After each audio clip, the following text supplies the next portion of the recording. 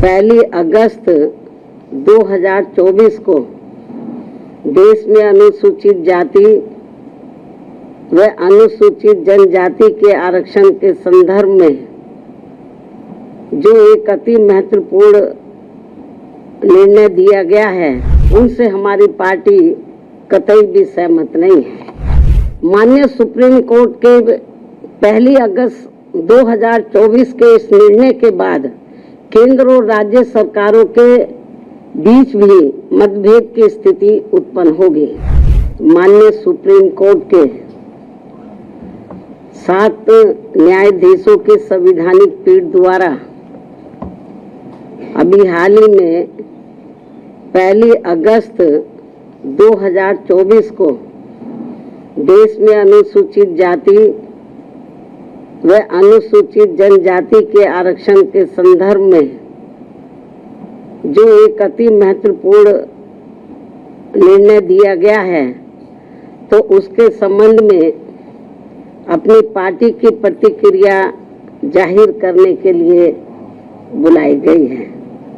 जिसमें अनुसूचित जाति व जनजाति के लोगों को पुनः उप वर्गीकृत सब क्लासिफिकेशन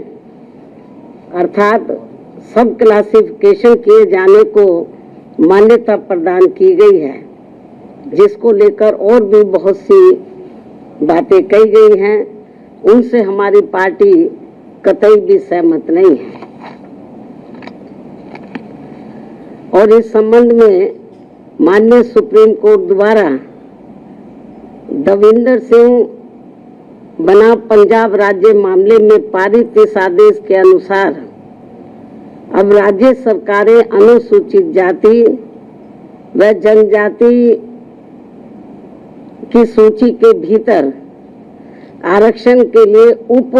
वर्गीकरण अर्थात नई सूची बना सकेंगी,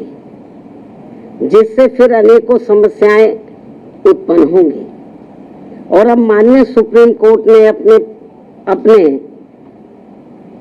1 अगस्त 2024 के इस निर्णय से 20 वर्ष पूर्व दिया गया निर्णय, जो सन 2004 में 5 न्यायाधीशों की संवैधानिक पीठ द्वारा ईवी चिनैया बनाम आंध्र प्रदेश राज्य में दिया गया था, तो उसको पलट दिया है, जिसमें अनुसूचित जातियों व अनुसूचित जनजातियों के भीतर किए जाने वाले वर्गीकरण को मान्यता देने से इनकार कर दिया गया था। और ये भी कहा गया था कि अनुसूचित जातियों व अनुसूचित जनजातियों के भीतर उप वर्गीकरण नहीं किया जा सकता है, क्योंकि वे एक ही समरूप अर्थात समान वर्ग में आते हैं। माननीय सुप्रीम कोर्ट ने वर्ष 2004 के अपने निर्णय में ये भी कहा था, चूंकि अनुसूचित जाति और अनुसूचित जनजातियों के लोगों ने जो अत्याचार सहे हैं वह एक वर्ग और एक समूह के रूप में सहे हैं, तथा यह एक बराबर का वर्ग है,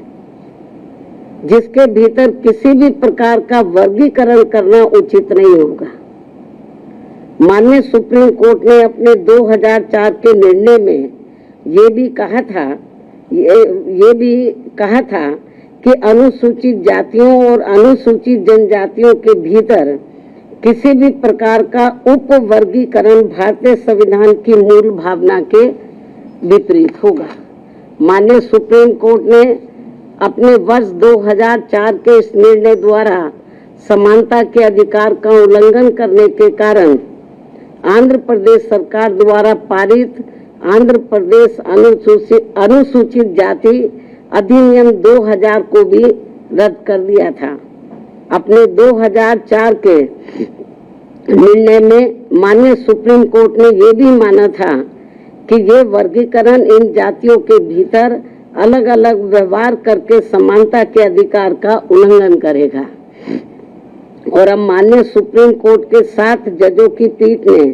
1 अगस्त 2024 के निर्णय से सन 2004 के निर्णय को पलट दिया है। जबकि इस निर्णय से अनेकों मतभेद उत्पन्न होंगे। माननीय सुप्रीम कोर्ट के 1 अगस्त 2024 के इस निर्णय के बाद केंद्र और राज्य सरकारों के बीच भी मतभेद की स्थिति उत्पन्न होगी, क्योंकि अभी तक केवल संसद के किसी भी जाति को या जनजाति को अनुसूचित जाति व अनुसूचित जनजाति में सम्मिलित करने या बाहर करने की पावर है, जिसे माननीय राष्ट्रपति द्वारा अपने आदेशों द्वारा क्रियान्वित किया जाता है और जिसे बदलने का किसी भी राज्य सरकार को अधिकार नहीं है। परंतु अब 1 अगस्त 2024 के इस निर्णय के बाद जहां जो पार्टी सत्ता में होगी वह अपनी अपनी राजनीति के हिसाब से अदलती बदलती रहेगी, जिसके साथ साथ राज्य सरकारें अपने अपने वोट बैंक के लिए अपनी मनचाही जातियों को आरक्षण का अनुचित लाभ देने का प्रयास करेंगी।